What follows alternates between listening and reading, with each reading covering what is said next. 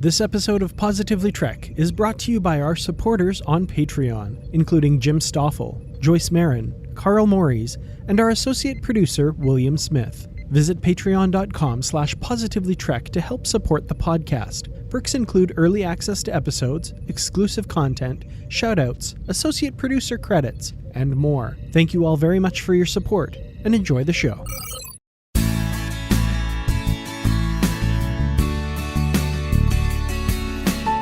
My phone is such a distraction, Dan. I'm telling you that my iPhone, I'm really becoming addictive. I mean, I think I've already been, but I remember years and years and years ago, a friend of mine had a BlackBerry. You remember those? I mean, I guess they're still around, right? Good Canadian product, by the way. I'm going to throw in there. You go. Well, I had a friend who had BlackBerry, and he was obsessed with it. And I was like, there's no way I'm going to get one of those type of phones because I don't want to get into that problem. Now I'm starting to get into that problem. And it doesn't help when there's a new Star Trek game that shows up too. And then I'm always on there. And then when I don't get it right, I have to keep trying over and over again. And then it's like, oh my gosh, it's 1 o'clock in the morning. And I was going to go to bed early. You know how that is? Oh, yeah. Yeah. There's been a few games that have done that to me over the years. Yes. And it's not always games. You know, you just get lost online, right? It's just, that's the way it is. So eBay for me lately. That's not good. Are you you're just selling stuff or buying stuff or both? I wish I was just selling stuff. I'm also buying stuff. No, you're supposed to. I thought you were trying to get money on eBay now. Now you're spending it. Yeah, I'm a little bit in the hole. Okay. Well, welcome everyone to Positively Trek. I hope you guys are listening and you get so caught up in the conversation that you're up late at night and go, oh my gosh, where did the time go by? I don't know. Yeah. Well, I'm Bruce Gibson. That was Dan Gunther. And Dan, you know, we have a special guest with us. I'm really excited. We talked about bringing a special guest on a couple weeks ago, and now we get to finally find out who it is. Ooh, yeah. Now, when we say special guest, what does that mean? What does special mean? What makes the guest special? Well, I mean, all of our guests are special, of course. I have to put that out there. Okay. Well, this is an extremely special guest. We'd like to welcome to the show Mike Johnson. Mike, how are you? I'm good, guys, but I'm extremely special. I don't know. I think people are going to be wishing I was Patrick Stewart or, yeah, we someone might have who appeared on screen at some point, but you're stuck with me now. You're stuck. We're already started. We're already recording. So, you know, I'm going to be, that's okay. This is going to sound like I'm just kind of sucking up or whatever, but I'm going to be absolutely honest. I think the kinds of conversations we have with guests like you and other people who are involved in kind of the other stuff with the Star Trek universe, those conversations, I think, end up being better than the ones with like the big names and the big stars. Because people have been to conventions. They've heard those stories a million times. But I think shining the spotlight on other people involved in the Star Trek universe, I enjoy that more, I got to say. Well, cool. Thank you. Yeah, because when we had Patrick Stewart on, all he talked about is how much he loves Jonathan and, oh, what a wonderful man. Yeah, that guy. I know. Well, okay, so talking. Not everybody might know who you are, Mike. I mean, we do. I take for granted that everybody knows who you are, but that's not true. You don't walk down the street and everybody stops you. I mean, no, sadly. But I don't want that, so I'm fine. That sounds like a terrible I looked thing, for your hands in the cement. It wasn't there. Yeah. So tell us a little bit about yourself so our listeners know who you are. So I mostly known in Star Trek world for writing comic books. I started working on Star Trek back in 2006-07 when I went to work for Alex Kurtzman and Bob Orsi, who wrote and produced the first two of the new Star Trek movies. And I wrote the tie-in comic for the 2009 movie. And from then on, we launched a Kelvin Universe comic and a bunch of miniseries. And I worked on those for most of the past 10 years. And then for the past 5 years, I've been working for Viacom, what is now Viacom CBS, on all of the Star Trek video games. So that is my very short. And I don't even know if I've asked you this before, but how did you get into Star Trek? I mean, I'm assuming you were a fan before you started working on all these things. Yeah. So I was born in 73. So I saw the original series on TV reruns, and then I had the big Mego character action figures when I was a kid, with the cloth uniforms and the bright blue phasers and that. So I probably knew who Kirk and Spock were before any other pop culture characters, really. And then I was sort of the perfect age for Wrath of Khan when that came out. Well, the first movie, I was a little young actually for the motion picture, and I love the motion picture now because of the themes and the sort of heady sci-fi that it's full of. But at the time, I was like a little kid looking for more pew pew, as we say in the business. So that one I remember, I think I fell asleep during the motion picture, but I was like 6. And then Wrath of Khan was perfect though. And the subsequent movies. And then I was the perfect age. I was 14 when it was 14, when TNG started. So really just, grew up with it and never imagined I would someday work on it, and you just never know where life takes you, and was lucky enough to end up working for Alex and Bob when they were coming up with the first germs of the idea of what the 2009 movie would be. And how did you get wrapped up with it? You were doing other work with them. No, I was working in Hollywood and joined the company and hadn't known them before, but when I had the opportunity to join the company, they were becoming a very big deal, and they had worked on Alias, which I loved, and then they had just written Mission Impossible 3 had just come out. They had written Transformers, which was in production when I joined, and I had the opportunity for that job and a different job, and the other job was in more on-set production of movies. And while it was really cool, I had the opportunity to go work for these guys that were like doing the kind of movies in the stuff that I loved. And I just thought I got to go work for those guys. So that's what happened there. And then my comics career started sort of simultaneously, independently of them. And they then had the idea of doing a prequel comic for the movie. And that's how the comics came about, the Star Trek comics. Because they wanted to give you something to do, because you were running around all the time with your Mego figures. Look, I'm a Star Trek fan. I tell you, there was some cool stuff in that office. That was, we had one of those gaming tables, those sort of vintage tables that you sit down on and the table is the screen. Oh yeah. Got all the old video games in there. Yeah. There's a vintage Star Trek pinball machine. So yeah, there were a lot. I remember we got a Nintendo Wii when it first came out, and we would just spend way too much time playing the Wii instead of doing any work. So it was a fun place. There were a lot of toys to play with. Yeah. Plus we were on the Universal backlot. So you could just go for a walk and visit the Back to the Future set. As soon as you said the Universal backlot, that's what I pictured. It was Back to the Future. Yep. That was fun. Definitely sounds like the kind of office that I'd like to work in. That's amazing. Yeah, now it's much less glamorous. It's my home now, where I don't walk anywhere. It is full of toys though, so that's good. Yeah. But see, I'm a little bit jealous because we're recording right now through Zoom, so we can see each other. You guys listening, of course, can't see anything. And Mike's sitting on the bridge of the Enterprise D, and I'm so jealous. I am. You can too if you go and copy paste a high res image from a Google search of TNG and use it as your Zoom background. This is my everyday Zoom background on all the important meetings that I attend for Star Trek.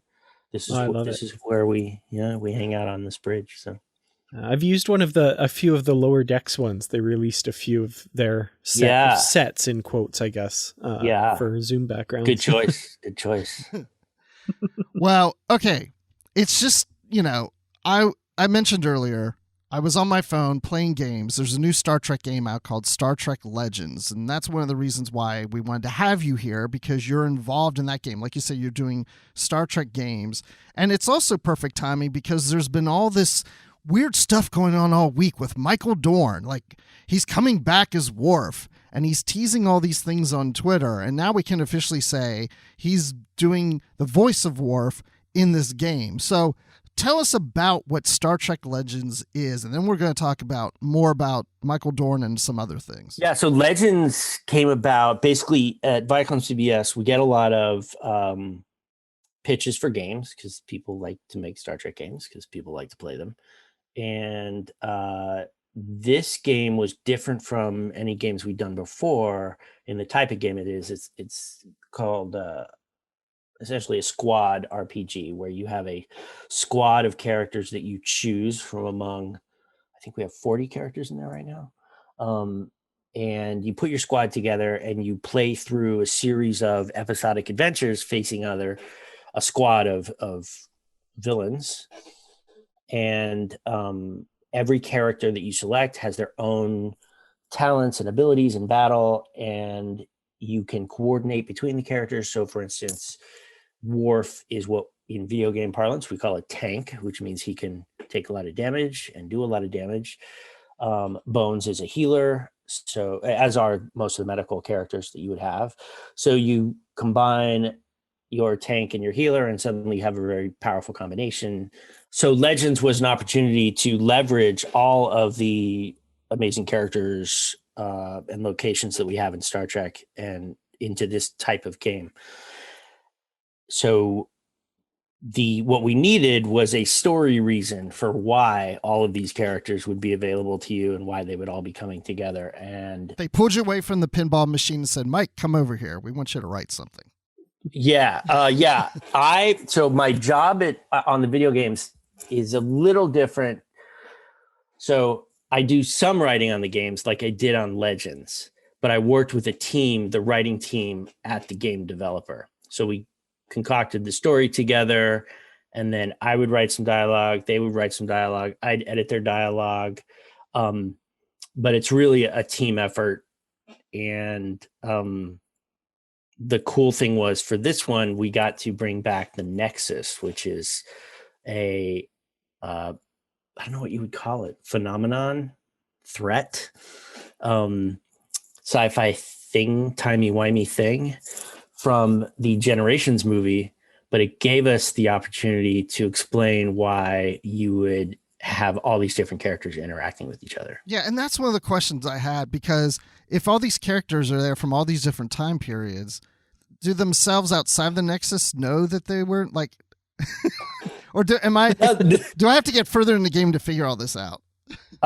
Yes, you do have to get further in the game to learn the story behind the Nexus. But that question that you had is exactly the kind of questions that we had when we were writing the game. Like, wait a minute, how does this work? Because we only know how the Nexus works from the Star Trek, from Generations, the movie. And there's only a couple of scenes that really sort of touch on exactly how it works. So we felt that we had some wiggle room there to play with the physics of the Nexus and how it works.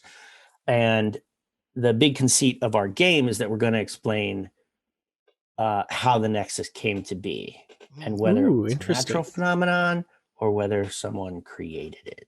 Dang. Yeah, because there's a few things in Generations, but I can see how some of it would be unhelpful. Like Guinan, it's like being inside Joy. Well, that doesn't really explain anything. Hard to translate into video game mechanics. You want to elicit joy, but yeah. But yet, so that's right. The physics of the Nexus are unclear. It's sort of like you fly into it and you're zapped in, but then you can be pulled out. And even when you're in it, if you remember in the movie, Picard goes from his idyllic Christmas scene to Shatner's forest getaway, his chalet, I guess, in a blink of an eye. Like it's not explained. It's like a dream. It's like dream logic. You just sort of show up there. But that kind of dream logic can be hard to convey in a game. So we kind of came up with some mechanisms by which it would make sense for why the players are going to different places. How far in the game do I have to get? Because those Romulans are really preventing me from moving forward right now. Well, the cool thing is the game is not one and done. Like what we have, I might be speaking out of school here, but there will be more content coming. And we really want to try to get, and you can see right now there's an episodic cadence to it where we literally call them episodes. Like you complete an episode, you move on to the next one. And as we go, we're going to reveal more and more about the Nexus and how it came to be. So I think by the end of what's been released so far, you'll have a pretty good idea. But there will be more chapters coming that explore it even more because we want to drop more characters. We want to go. There's some cool characters coming up that I'm excited and surprised that we got to put into the game. So really the story is there. It's an engine to get more locations, more characters on both sides, good and bad, and introducing new game mechanics as well. So you don't just do the same kind of play over and over. So there's more to come. And I'm sure you have to be pretty tight-lipped on some of those details, I'm sure, I guess. Eh? Yeah. Sorry, I hate to be cagey, but the exciting thing is that the game becomes a vehicle for producing new content as opposed to just saying, okay, there it is. Yeah. So there's a variety of characters, as you mentioned. So we've got characters that pulls from the original series, Next Generation, Voyager, Deep Space Nine, Enterprise, Discovery, Picard, but not Lower Decks, at least not yet. But as far as I know, Lower Decks isn't part of this. Yeah, this is where I have to be really careful. Lower Decks is amazing and incredible. As anyone who hasn't seen it, stop listening now and go watch Lower Decks. There's discussions about what Lower Decks could be in the game space, but that's about all I can say. Yeah, well, hopefully, separate from this game, it'd be cool to have a Lower Decks game. Maybe you guys are talking about it. I'm not going to put you on the spot, but I'm plugging right now. Please do a Lower Decks game. On. So keep that in mind. I'll pass that along. I'm gonna put my voice in here a little bit off topic, but since we've got you here, it's just the perfect opportunity. Lower Decks, I feel like would be amazing in comic form, and yeah. I'm not going to ask any questions or anything like that, but I'm just putting that out there in the universe. That's good to put out in the universe. I can say that there are many people who agree with you. Excellent. All right. Yeah. Great minds think alike, and fools seldom differ, as they say. So, What do you like most about Lower Decks, real quick? I'm just curious. What I like most about Lower Decks is something we talk about a lot, which is that it laughs with Trek instead of at Trek. There is an enormous amount of love in every episode, no matter how crazy things get. It is made by Trek fans for a wide audience, but especially for other Trek fans. And I love that it walks this line of, given its Rick and Morty DNA, that it nonetheless not only captures Star Trek's meaningful themes and philosophies, but does them exceedingly well. So I just love that. It's almost like a magic trick they pulled off. The other thing I love is that it opens up what Star Trek can be for audiences. So it's, we only had the one animated show before, which in its way was very much almost like a animated version of live action stories. Whereas this is very much its own thing, and it's sort of pushing Trek in different directions and expanding what the franchise can be. So I love it. Same here. Yeah, I just wanted to hear you. I love how you say that. It's not laughing at it, it's laughing with it. That's perfect. Yeah. Yeah, I steal that from John Van Sitters, who is the keeper of the Trek Flame at Viacom CBS, and very wise man. Nice. Well, we'll have to have him on sometime too and see what his bridge You looks should like. have him on. He has stories. Yes. He is absolutely on our list, so that would be really cool. I want to know his stories. Well, speaking of stories, back to Legends and these characters. So when I start playing it starts off with, and I'm not really giving much away because this is the very beginning of the game. We have Michael Burnham, we have Worf, we have Dr. McCoy, and then somebody else joins, that's fairly familiar, but it's really familiar, I should say. But anyway, and it continues from there. So how is it decided that you're going to start with those three characters? How did you get, because you just said there's 40 characters in this game, but of course there's hundreds in Star Trek. How do you narrow it down to those three? That's a great question. And it was an important thing we had to figure out. It was fun to figure out. We wanted to have Burnham in there because we wanted the game to feel current. She is the face of Sonequa is the face of this relaunch of Star Trek across all the shows. So it just felt right to have her there. And then from there you sort of build out, we knew we wanted a character from TOS and TNG because those are the biggest traditional, shows. And then it was, okay, we also want to have different abilities. So Burnham kind of is sort of kind of walks the line between being able to do combat, but also in her nature as a scientist being exploratory. So she's sort of in the middle there. And then we wanted more of a pure scientist, but also someone that had a healing capability just for gameplay. So you get Bones, and also because Bones' personality is so different from Burnham's. And then on the other side, we wanted more of a not to say Worf is only good at combat, but he is exceptional at combat. So we wanted more of that tank character, and then someone that was a different personality from Burnham and Bones. And also with Worf, you get the added benefit of him being a Klingon in Starfleet, which neither Burnham nor I should say our Burnham is sort of season 1-2 Burnham of Discovery, before, spoiler alert, what happens in season 3 of Discovery.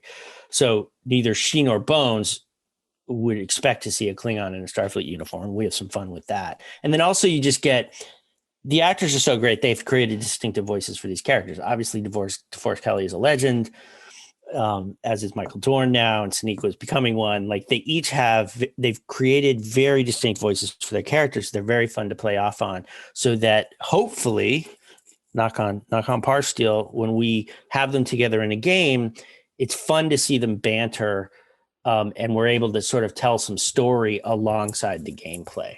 Yeah. And again, I don't want to give too much away, but I love there's this banter between Burnham and McCoy when it comes to Spock, because something is said or revealed. And, that's right. And McCoy's just like, how do you know Spock? And she's just like, we can talk about that another time. And it keeps coming up. Too much information. Yeah. I'm glad you like that. Yeah. So exactly. So that's the kind of fun thing you can get when you mix and match the characters. I'm hoping that as we go forward, so even though those three are kind of driving the story there, and I think the choice worked out because there's enough between them and watching their friendships grow over the course of this game to keep the players and audiences engaged. But it'll be fun when we have other characters come in subsequent episodes and interact with the three of them. It actually gets hard to keep track of because you have to remember who knows what and what everyone's relationship is to everybody else, because this is in the lore of our game. This is the first time a lot of them are meeting. I think that's really cool. I'd never really considered that before, like all of these characters from across different generations. And, it's not that Star Trek's a small universe, but there are all these crazy connections between characters and stuff and references. So to get to play with that and kind of have fun with it and hang a lantern on it, I guess, a little bit. I think that sounds like a lot of fun to be able to write that. Yeah, and the team at Emerald City Games is the developer, and Tilting Point is our publisher. The team at Emerald City really know and love Star Trek too. I think that helps. I think that helps enormously. I always like to say that like the fandom that you have growing up, if you go into the business, it's really valuable. just on a like business level, like to know and love the characters matters when it comes time to write them. I think that's why the 2009 movie was successful. You know, Bob Orsi and Alex were huge Trek fans, and J.J. Abrams has gone on record saying he wasn't a huge Trek fan, but you had Trek fandom at the core of the movie writing the script, and I think that kind of thing matters. And so everybody working on this game and the other games, you know, who love Trek, that just is like added value to the project. And it's amazing how many different, I'm going off on a tangent a little bit, but how many people turn out to be Star Trek fans, like every astronaut, right? Yep. Which is amazing. President Obama, you know, like who's the actress? I think is it Rosario Dawson? Oh, Rosario Dawson, yeah. Mm-hmm. Is a big Star Trek fan. Like it's like this not so secret community, but it brings people together. And this is all by way of saying that the writing team on this game has, I'm taking myself out of it for a second, has done a great job because they love it, and they know the different characters and how they should sound. So what I'm hearing here, Dan, is we could put our fandom on a resume, because that knowledge that you have, Dan, especially, is valuable. Yes. That's kind of what I'm hearing too, and I'm kind of digging that. Watched all episodes consecutively in a 5-day span. Summer of it would have like the date. It would be like June, July 2012. Watched all episodes of Enterprise in It's funny because and I don't think this is a unique experience for a Star Trek fan, but I remember as a young person hiding that, right? Keeping that close because, you know, nerds are made fun of. And then growing up and finding this whole larger world, like you say, of Star Trek fans, and you know, in the most unexpected places, and really the people who should be running the world, I think, are all Star Trek fans. And the thing I love about Star Trek conventions, even more so than the general comic or pop culture conventions, there's an incredible cross section of humanity at Star Trek conventions. I mean, everybody. And the mood there, like I would say, like San Diego Comic-Con, which is here in my backyard here in San Diego, is, you know, there's a lot of merchandising. It's sort of commercial oriented, right? I mean, there's a lot of celebration of things, but it's sort of turned into a big Hollywood production. And people go there to buy and sell and trade and see movie stars and whatnot. And that's great. That's fun. But when you go to a Star Trek convention, they're there to celebrate it all together. And goodness knows there's plenty of merch at a Star Trek convention, but everybody there is there for the love and the positivity. The mood of the convention is very different. So yeah, to your point, like finding the other people that like what you do. I think one of the good things about, you know, I grew up pre-internet. I think one of the good things about the internet, one of the few good things about the internet is that it has enabled people that love things to connect and to build out these larger communities. And I would hope kids growing up today feel able to wear their fandom and their nerdiness on their sleeves, literally. And feel like those conversations can be had. You know, you look at the success of things like the Marvel movies, and how I think Star Wars coming back and having a female character be the star of those movies really helped. So I feel like fandom is opening up its arms. No, fandom's not opening up its arms. The world is opening up its arms to fans and fandom, and that loving something is not considered, hopefully something people don't have to hide. Right. You know? Yeah, having worked as a teacher and a high school teacher, it feels a lot more accepting nowadays. Oh, good. All kinds of different subcultures, not just, you know, fandoms like that, but sure, yeah. You know, it feels more inclusive. And I hope that's the actual lived experience of kids today, because Yeah. it's pretty lonely being a Star Trek fan in the 80s. Yeah, and honestly. the other thing I love is how Dungeons and Dragons, Oh yeah, like such a big thing. Yeah. yeah, absolutely. This is so sad, but when I was a kid, my friends, for some reason, I mean, they were geeky friends. We read comic books together and all that, but they didn't want to play Dungeons and Dragons. They wanted to play the Marvel superhero role-playing game. But they didn't want to play Dungeons and Dragons, so I didn't have anyone to play Dungeons and Dragons with. So I would try to be my own dungeon master just for myself, which is really hard to do. So I would just roll characters all day.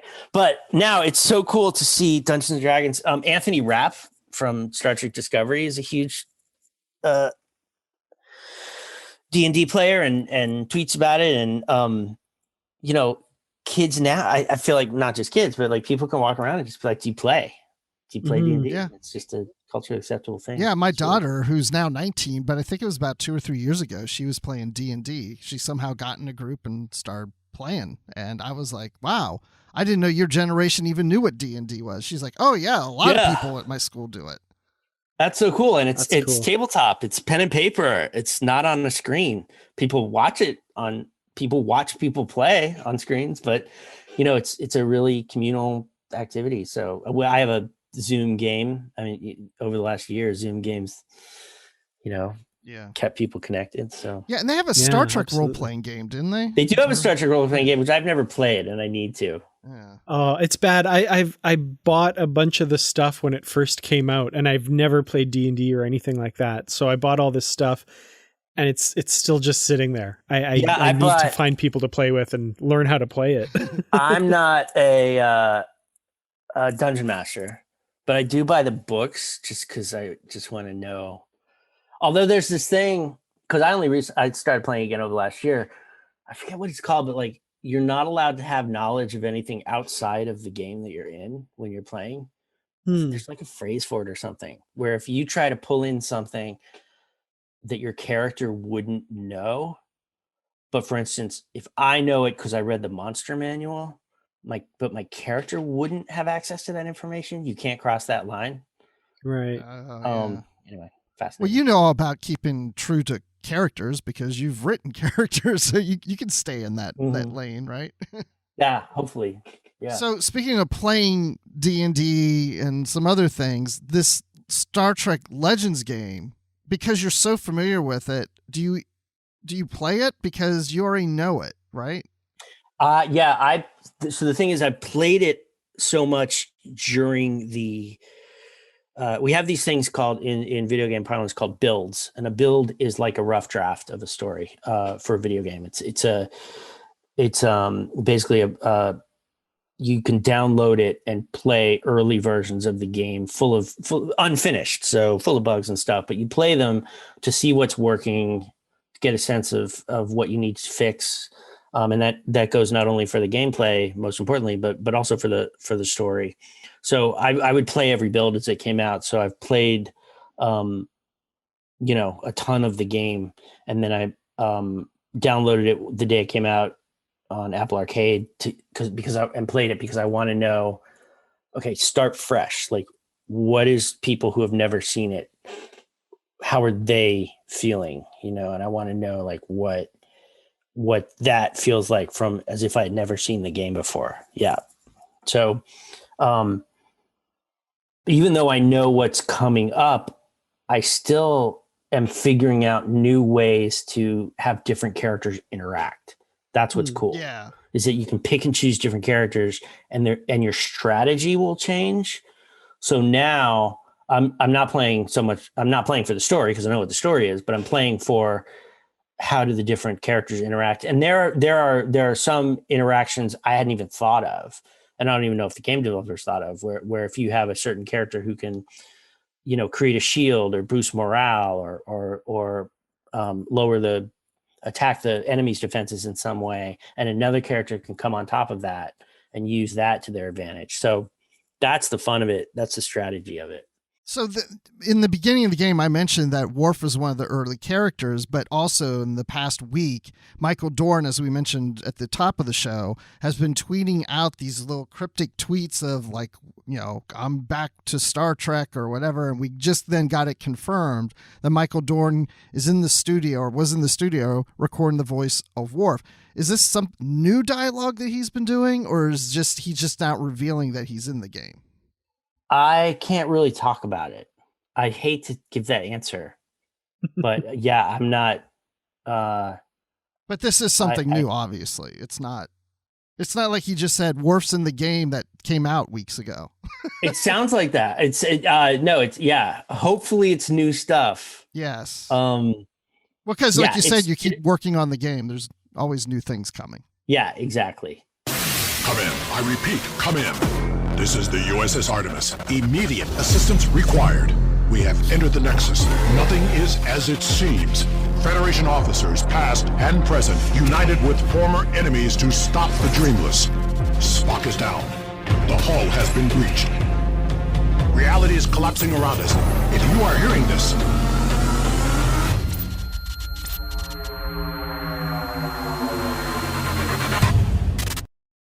it's him coming in as Michael Dorn, and the weight that brings, putting his name behind the game, which is really cool, and having him out there spreading the word is awesome. So I can't really talk about the exact specifics of it because I can't. Right. No. Yeah. But it's super cool. It's awesome, and the fact that he's like seen the game and likes what we're doing. It's fantastic. Do you know if he's played it? I don't know if he's played it. I hope he has. It's not like he was sitting in the corner and they're like, you guys are like, come on, we're ready for it. And he's like, hold on. I'm still playing the game. I think I'm going to imagine that that's exactly what happened. Totally.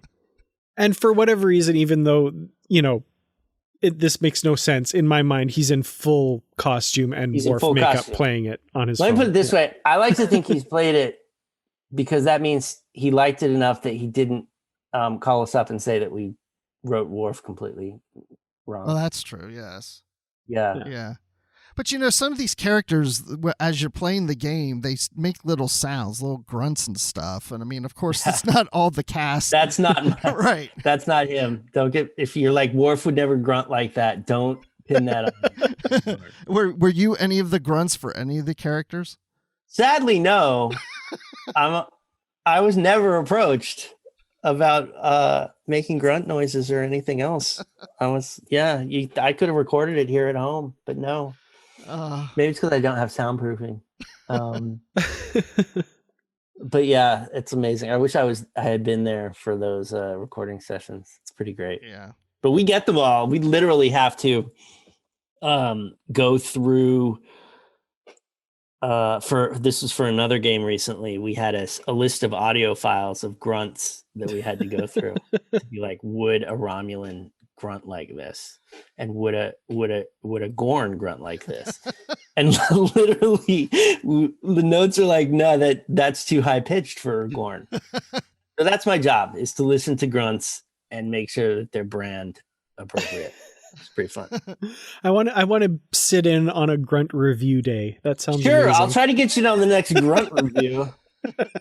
I'm not sure exactly when it'll be, but there will undoubtedly be. The other one was death sounds, like when somebody falls to the ground. It's pretty fun. Yeah, if it's like oof or Yeah, like oh. But one person's death sound is another person's long sigh. So. This is totally random, but do you guys remember back in the day the story books that came with a little vinyl record and it would read along? Yeah. Oh, yeah. I had Raiders of the Lost Ark, where when the whip cracks, you turn the page. That's awesome. Kids, this was before the internet. Absolutely. There was a Star Trek the Motion Picture one, and every time the communicator beeps, you turn the page. And I remember the scene where Spock mind melds with V'ger during his spacewalk, and it literally sounded like this. Spock reached out. Oh, he fell unconscious. I'm like, I've seen that movie. That no. It's the funniest thing. That's burned in my memory. I love it. Spock touched the data modules. Instantly, a flood of images overwhelmed his mind. He fell unconscious. Do you still have the record? No, I have no idea where that is at all. I don't think I have my Raiders one. You know, some of those I've found, not the ones you just mentioned, but other ones on YouTube where people will post those. Oh yeah, God I bless gotta look YouTube. for that. YouTube is my favorite thing in the world. Yeah. You just never know. I fell down a Siskel and Ebert review movies rabbit hole where they have just old reviews of movies and like Siskel hated Silence of the Lambs, but Ebert loved it. I just watch those over and over. I know it's addictive. You start watching one, then you watch another, and you just keep going and going. Yeah, going. the algorithm knows. Yeah. Oh yeah, that's what you want. And then it's insidious. Then it's 1 a.m, and you realize, oh, I wanted to go to bed early, and then this happened. See, I can't relate too much to all this. Yeah, it's terrible. So, okay, speaking of voice, I'm not going to put you on the spot. I promise. I don't even want to know. Oh no. Well, I do, but I don't. But now, I know the answer is probably no to these anyway, so I'm not even going to ask. But I'm just going to bring this up because it was in the news recently. We talk about Star Trek news here on the show. But John de Lancie is going to be on Star Trek Picard. And so... That's what I heard. That's pretty exciting. He's going to be on the second season. Exciting. He's been on this cameo thing where you, like, celebrities can is he? record messages. That's where he talks about it. And he's, like, been on... He says he's... in episodes 1 and 2 of season 2, and he was really harassing Picard and really making Picard angry. So I just know that John de Lancie probably did not come in and do grunt sounds for you guys, but I just wanted to mention that in our news. No, in fact, the reason we went with the Nexus in the game was to not do Q. Because whenever you get into like, how can we magically have characters interact or how can something just crazy happen? The default is to go to Q because he can basically do anything. We've had a comic that did that. Exactly. Thank you. Yeah. And the Timelines game too. Yeah.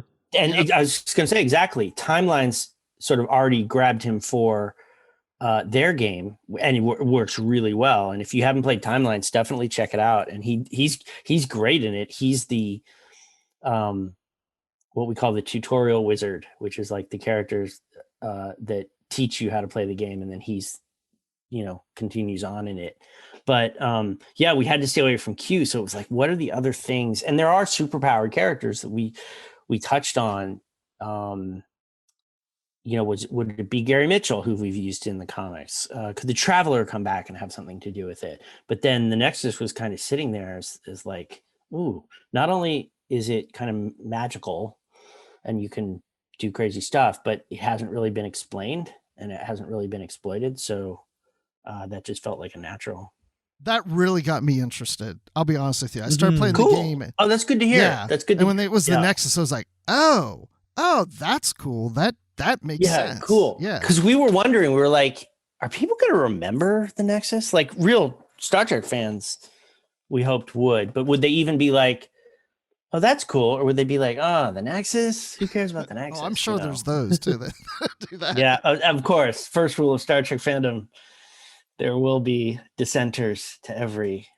There's some great thing somebody posted on Twitter where somebody like wrote in a letter about the Next Generation and how it wasn't Star Trek. This is like after Next Generation and how this is not Star Trek. This is not Star Trek needs to be on a t-shirt, and we get it now. It's like Lower Decks and Discovery and, this is not Star Trek. This is not Star Trek. Well, we just recently reviewed a card. We're like, this is not. Yeah, we just recently reviewed a Next Generation novel from the early days, Survivors. Oh, yeah? Which one? Survivors by Jean Laura, right, Dan? Yeah, number 4 of the numbered novels. And in the foreword, the author is basically apologizing like, hey, I know, it's not Star Trek, but it is Star Trek, and I'll go back to writing the old stuff, but the Next Generation is still valid too. This was a forward look? Yeah. That's incredible that they let him put it in there. That's amazing. Yeah. It was so great. It was basically like to all the fans who are worried that I'm betraying them. Like, just Gene Roddenberry's vision is still in this. I swear. That's fantastic. Yeah, that's what happens when you last this long in pop culture. It's like James Bond. Every new James Bond, that's a terrible choice. That's not James Bond. Then 5 years later, they're like, you can't change from this guy. Yeah. Well, the cool thing about this game too is, though, you might get the newer Star Trek fans who, like you were kind of worried, might not even know about the Nexus. In that case, they're looking at this game going, the Nexus, what a cool thing they've come up with for this game. I like that. Yeah, so cool. You take credit. I hope so. I think for fans that have been drawn in, and I met them at conventions who are like, Discovery was the first time I watched Star Trek. Like people know about Star Trek. It's sort of so pervasive in pop culture. Everybody knows Spock, even if you've never seen an episode of the show. But Discovery brought people in, and I think Strange New Worlds is going to do great. But the show I'm really excited about is Star Trek Prodigy, which is the animated show that is quote unquote for kids, but it's really for everybody. And it's just going to be beautiful and so imaginative and expansive. I think that is going to bring in like a generation of Star Trek fans. Can't wait for that. I'm really excited about that. I think it's the most different thing that, I've seen Star Trek do in a long time. And they've done some different things lately, but this I think is going to really push it. And I love that. I think that's Did terrific. You see the Janeway? How she looks in the show? Yeah, that's terrific. In fact, Kate Mulgrew, I think, tweeted that image and was so excited to be back voicing her. It's going to be so cool. And that's kind of because it's all new characters and to have Janeway kind of grounding it and letting fans know, no, this is still Star Trek. If we can only get her to voice Janeway in Legends, that would be cool too. That would be cool. I would love to be able to get some voice acting in there. It's not up to me, but I think it'd be fun to do. There's a lot of tricky, like, contractual things and stuff like that. Yeah. So. But no, that's cool about Prodigy, what you're saying, because Dana and I have talked to several people on the show and off the show that are in the know or somewhat in the know of some things about Prodigy, and we don't know anything, by the way. No one's told us anything except for this is going to be really good. Trust me. Yeah. I think everybody's really excited for people to see it. And I haven't seen much and I'm dying to. It's one of those things that'd be, I just kind of want to go in as fresh as I can. Yeah. Yeah. So now you used to work for Alex Kurtzman, you mentioned earlier. So you guys still in touch? Yep. He's super busy. I bet. But it was really cool to come back together because I had left the company in 2011 to write comics full time. And then their partnership ended and Alex was off doing other projects away from Star Trek. And when he came back to Star Trek, he called me and was like, let's talk about how this can be built out. And it was great. It was really cool. So I haven't talked to him for a little while because he's just been super busy on the show Clarice, the based on the Silence of the Lambs that he wrote and produced. And now he's working on The Man Who Fell to Earth, which he's filming in London. But he still is, overseeing everyone working on Star Trek. And we definitely make sure in the comics and the games that we are working in simpatico with whatever the shows are doing. Definitely. Yeah. And it's been a real challenge over the last year with the productions and the pandemic and everything. But so far, so good. Yeah, because you co-wrote with Kirsten Beyer the Picard Countdown comic. That's right. Yeah. Kirsten's amazing and works on Discovery, but then was also one of the co-creators of the Picard show and a producer on that. So to have that, it was kind of mirrored what happened on the first Countdown miniseries in 2008, 2009, where I had Alex and Bob like in the room next door. So the comic was it was as close as you could get to the makers of the thing. And here's Kirsten, who's writing and producing on the show. We were able to get, approval for what we were doing in the comic really easily. So I think that's been a real feather in the franchise's cap, is that we've been able to make sure that the ancillary stuff really ties in and fans know that the efforts there to not just pawning it off on someone to go make a knockoff product or something. And this is where John Van Citters, who oversees all of that stuff, is so great. And Alex in particular has been so open. You know, one of the first things Alex said when he started, when he came back to Star Trek, was that he loves the ancillary material, as did Brian Fuller, who created Discovery with Alex. They don't look down on comics and games. They see comics and games as a vital part of the ecosystem that builds out a franchise and keeps it going. So, oh, you're going to make me cry. I'm so happy to hear that. And you guys, by extension, who are celebrating all of the ancillary material. It's great. Absolutely. I mean, it keeps the franchise growing, and it's why the franchise can come back from its fallow periods in a big way, whether it's the JJ movies or now the new shows coming back. And I just think Star Trek is going to keep going on and on. It's such a rich idea for a show, for anything. And at this point, you've got generations teaching new generations about it. The funny thing to me is that you've seen Star Wars embrace Star Trek's model of episodic television.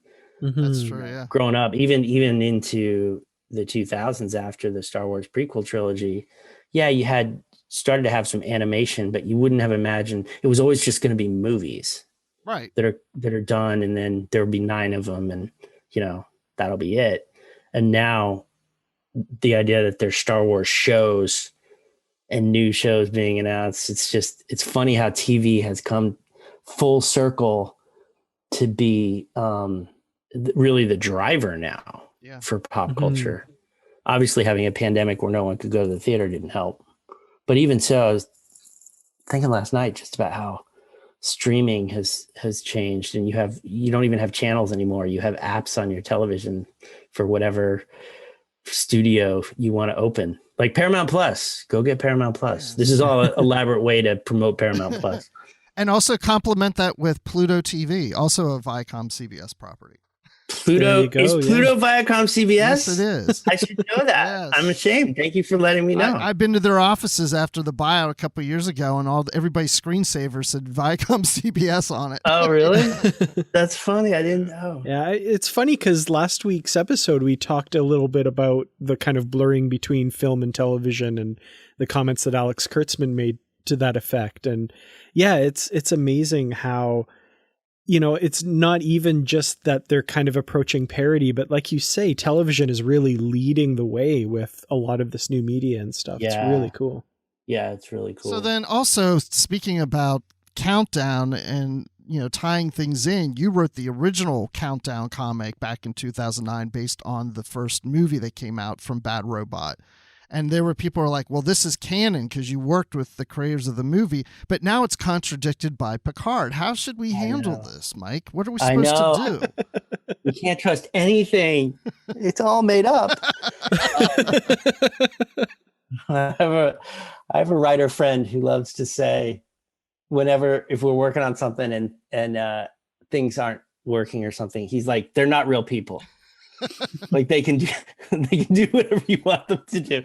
They're not real people. They're made up. The great contradicting conversation. Yeah, it's you don't want it to ever happen, but it will inevitably happen. And the good thing is in Star Trek, we can just say that it has suddenly become an alternate timeline, which is very handy. But also, I think, okay in your own personal headcanon. To say that these things split off. That's how I do it in my own little headcanon. But just realistically, I mean, you will get the shows take priority. And what is on film, sort of the hard rule is that the ultimate canon, the hardest canon, is what is on film and TV. I should say what's on screen. Right. What on screen is the hardest canon. But it's important to have the softer canon around that and building out things that the show doesn't have the time or the bandwidth to do. And we try to pick things that we hope won't, like, no one could have imagined that you would revisit a I guess people could imagine it, but no one thought Patrick Stewart was going to come back to play Picard and we'd see him 30 years later. Right. So we felt like, okay, in the moment, the needs for our story that we're telling here, we want to show this future of TNG. And that's how quickly things have changed too, because this is only 2008, 2009. Now, all kinds of things are getting made into TV shows through because of streaming. That streaming wasn't really a thing at that, like even 11, 12 years ago. And especially the idea that big film actors or big film franchises, I guess that doesn't really apply to Trek because Trek was TV, but just, the idea that there would be another show for the next generation just seemed so far off. So yes, long way of saying you always try, and we're in a better position because we have such a tight communication within the Star Trek franchise. You're never going to be able to avoid it. So you just hope that when a show does contradict something that's happened before, I guess the biggest example is like Star Wars had to write off the whole universe, right? Yeah. They just had the expanded universe that they had to completely like segment off. We would like to avoid that. And I think basically all I can say is at the time that we're making them, we try to make them as connected and meaningful as we can in the moment. Yeah. And that's just true. I mean, for the moment, it does work. It may be contradicted later, but it's not contradicting anything now when it comes out. Exactly. It's not contradicting anything now. And especially with ancillary stuff that's connected to a movie or a TV show, if it's enhancing your enjoyment of the piece of the show at the time, that's what matters. If we're like in the Picard book, if we're filling out corners of his story that we weren't going to see on screen, that's what matters, as opposed to later if there's something that might get contradicted actually from Picard Countdown. And I'll see if it does, and I can come back and we can discuss it. Ooh, interesting. I kind of want to go back now and flip. It's very small. See if I can figure it was never out. Picard the whole time. It was all a dream. Well, it's like the first Discovery novel has kind of been contradicted since the second season had, because the Spock and Burnham relationship was a little different. Well, right. At the time, you don't know. No one has any thought that Spock's going to show up in Discovery season 2. Right. Mm-hmm. TV happens so quickly, and they're making, they're coming up with ideas and saying yes and no, and things change even in television. Things change even over the course of a season being written. So yeah, you just try to keep the train as much on the tracks as you can. Yeah. And hopefully, I think most fans understand the nature of the business and how it works. And speaking as a fan myself, it doesn't, what matters to Bruce, like you're saying, it's like what matters is at the time, you're enjoying it as, so, and even past that, for other things, and if you're revisiting older ancillary material, you can still enjoy them for their own merit. And again, do what I do in your headcanon. Alternate timeline spins off at that point. Everything's the same up until then. Exactly. Or I have an idea. I'm going to help you out here, Mike, with your Countdown comic to make it feel like it's still canon. So in Star Trek Legends, have Captain Data show up in the Nexus, because then it would be referred to as or inferred to. It means that Countdown happened in the Nexus. That's where it happened. I like this idea. So that's cool. I'm going to have to steal this idea. I'm not stealing it if I tell you I'm going to steal anything it. I say on the show can be stolen. Can I give another promo for our Fleet Command mobile game? Yeah. Oh, for sure. Yeah. Which we managed to get a Borgified Tribble in the game. I love a Borg assimilated Tribble. What does that sound like? I don't know if we gave it a sound. It would basically, you would put the Tribbles down through like a auto tune or something, or something. You come out with like metallic kind of. That was the high point of my career, is being able to work on a like, again, we would have like art review, or it would be like, here's 5 Borg Tribbles, which one We need to put the different ones out there, actually, have fans vote on them. But because you don't want to be too Borg with the Tribble. You don't want to cover the Tribbleness Right. with too much tech. Mm-hmm. But on the other hand, it's a very fine balance between fuzziness and assimilation. Does the fur change white when they are Borgified? No, but that's a really good idea. In fact, we had a story in the Fleet Command game. There's something where like we were arguing whether would a Tribble a Borg Tribble, when he reproduces, do they reproduce into a Borg Tribble? In other words, does the Borg tech carry over to it when a Tribble reproduces, or is it its inherent Tribbleness? You have to assimilate each new Tribble. These are the kind of philosophical questions that Gene Roddenberry intended. The inherent Tribbleness carry over. I just love that inherent Tribbleness has entered the lexicon now through this podcast. Oh my gosh. I love this idea of Borg Tribbles birthing other Borg Tribbles, and it's going so fast that it's so terrifying, and they're taking over the Klingon homeworld. Well, that's actually that. I think in the story, gosh, I got to remember. I think that's how the Borg were taken out that time, because they couldn't assimilate the Tribbles fast enough. In other words, it takes time to assimilate a Tribble, right? But they're just like, oh, and yeah. That's terrific. That's why the Klingons, they're like the most hated enemy of the Klingons, is because they can't. Right. They overwhelm you. So with Fleet Command and with Legends, these are all mobile games. How can people get these? They can get them on their phone or tablet through the Apple store or the Google Play Store or any other stores that are out there. They are both free. They're actually, I shouldn't say that. Apple Arcade for Legends, you have to sign up with Apple Arcade, which for a few bucks a month you get access to just tons and tons of games, and you don't actually. But once you're in the Legends game, you don't have to pay for stuff. So that's that model, and then Fleet Command is more of what they call it's free to play, but then you have options to spend money to get new stuff. You don't have to spend money to play, but there's some cool stuff that you unlock by playing, but it's still better value than throwing down $60 for a console game. You can certainly spend $60 and more if you want, but no. Yeah. So I got into Apple Arcade to get this game, and I think I'm on a free trial of Arcade before the.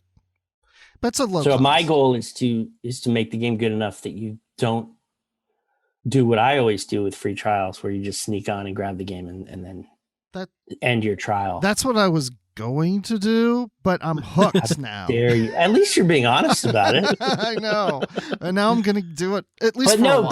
But then, when there's new content, you'll come back. Exactly. Well, no, I'm going to stick around for at least a little while now, because I got to get by these Romulans. How far are you in the game? I'm still trying to. I don't know. What episode are you? Like 2 or 3, or I think it's 2 or 3. I'm still trying to get Kirk. Oh, okay. Yeah. Oh, yeah. Yeah. Okay. Yeah. And Sela just was fighting her recently. Nice. Yeah. I think that's episode 2. Yeah, I think it's 2. Yeah. So yeah, I'm still early in the game. It takes me a while though, No worries. But I'm getting there. Speaking of games, did you get involved in that campaign to get LeVar Burton to host Jeopardy? Because he got it. He's going to host Jeopardy. I think I might have tweeted or retweeted. I can't wait. I'm excited. It's gotta happen. It's gotta happen. Yeah. Plus, I like that. I think he might. Is he the last in the scheduled ones? I feel like that's a good sign. I think if he's like the last of the special hosts, that feels like a transition into. I think he's maybe second to the last or something. But yeah, it's the end of looks July. Like David Faber is scheduled after him. So who's David Faber? I have no idea. I don't know. Nobody cares. There wasn't a campaign for him, right? Oh, I don't know. David Faber, if you're listening, I hope you do a David great job. Faber, if you're listening, let us know. We'd love to have you on the show so we get to know who you are. Oh, he's a journalist. So An American journalist, apparently. Okay. Yeah. Okay. Yeah. Love journalists.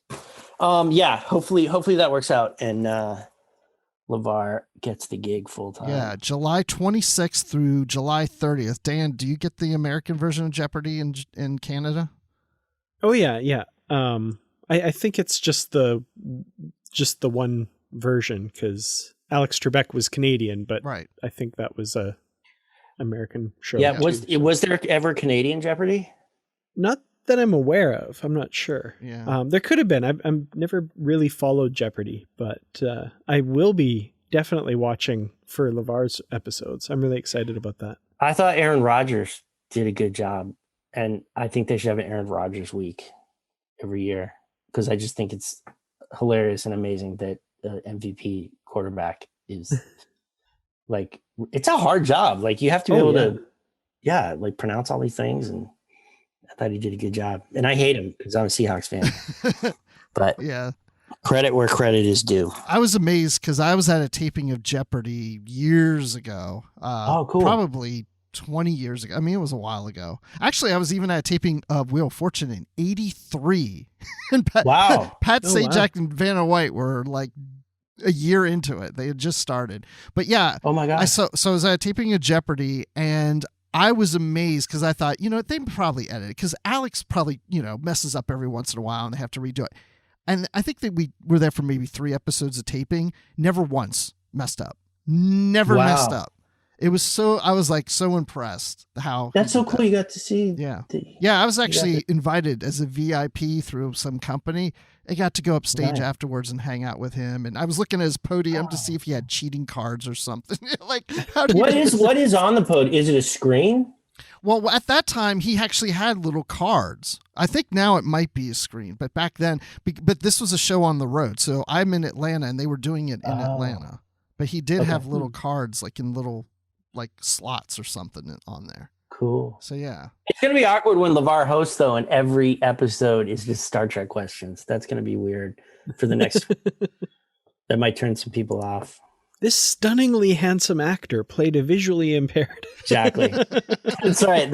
They're all about Geordi. Every night. He just wears his visor when he hosts. That's how he reads the question. He doesn't have to look at the screen. They're all in the visor. Yep. I'm there.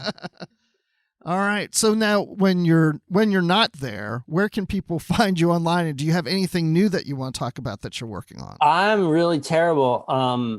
I'm not really a social media guy because I was born when the dinosaurs walked the earth. I'm on Twitter at Mike Comics, which is MikeComix, but I really need to start posting again. And we are going to be working on new Star Trek comics. I'm working on a Blade Runner comic right now. Ooh. If people want to try a different franchise with a slightly different philosophical bent to it. But yeah, you can find me there. So please do. And I hope you try Legends and you like it. Yeah, I'm happy when you said you're working, there's some new Star Trek comics. That made me happy. Just that little. Yeah. We're not giving up on those. And there's some other cool stuff in the pipeline that I would love to talk to you guys about when I can. Nice. Well, you definitely are welcome back anytime to talk about those. You just let us know and you're here. Sweet. Absolutely. For sure. Thanks, guys. And also, don't you have a podcast? Do I have a podcast?